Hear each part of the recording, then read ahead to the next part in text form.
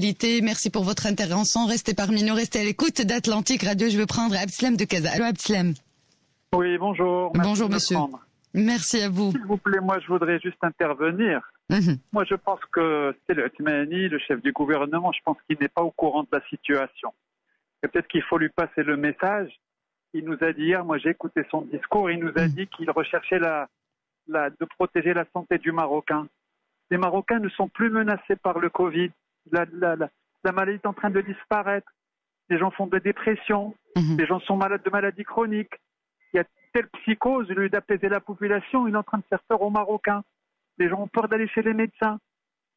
Les dégâts du confinement sont supérieurs aux dégâts de l'épidémie Covid. Le confinement, l'objectif du confinement au début, c'était très bien. C'était quoi l'objectif? Il faut revenir à l'objectif. C'était d'éviter un grand pic qui aurait débordé nos hôpitaux. Nos hôpitaux ne sont pas débordés. Il nous a dit qu'il n'y avait plus de malades en réanimation. Ils sont en train de renvoyer les médecins chez eux qui venaient d'autres provinces. Donc il faut ouvrir. On est en train de mettre l'économie du pays à genoux. C'est le Othmani est en train d'appauvrir les Marocains, les entreprises. Il va y avoir des faillites. Les dégâts de ce confinement seront supérieurs aux dégâts sanitaires du Covid, sans compter les dégâts sanitaires des autres maladies qui vont apparaître. On sait que 70%, 40 à 70% des gens sont naturellement immunisés. Les études ont montré ça maintenant. Il faut arrêter de faire peur aux Marocains.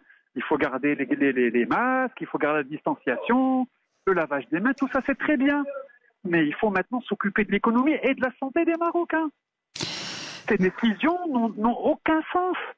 C'est en dépit de tout bon sens. Peut-être qu'ils travaillent sur des dossiers, ils ne connaissent pas la réalité, mais il faut sortir voir les Marocains. Et les Marocains vont se souvenir lors des prochaines élections de ces décisions. C'est une catastrophe maintenant sanitaire, économique, sociale. Voilà, il faut qu'ils comprennent ça, là. Ils n'ont pas compris. Et si jamais il y a une deuxième vague qui arrive, ce qui est peu probable d'après ce que disent les scientifiques qui connaissent la maladie et l'épidémiologie, nos hôpitaux, on a eu le temps de se préparer. On a des hôpitaux de campagne, des hôpitaux militaires. C'est compris. On est en état d'accueillir une nouvelle poussée éventuelle qui n'est même pas sûre. Donc on ouvre, le bon sens c'est d'ouvrir, en expliquant aux gens, en rassurant, parce que la confiance est importante en économie. C'est compris, monsieur Abdeslam de Casa. Une deuxième vague, et on sera prêt dans les hôpitaux d'accueillir les gens. C'est clair. Ça suffit, là. Il faut faites-lui passer le message. Moi, il n'a pas compris qu'on lui a pas expliqué, hein.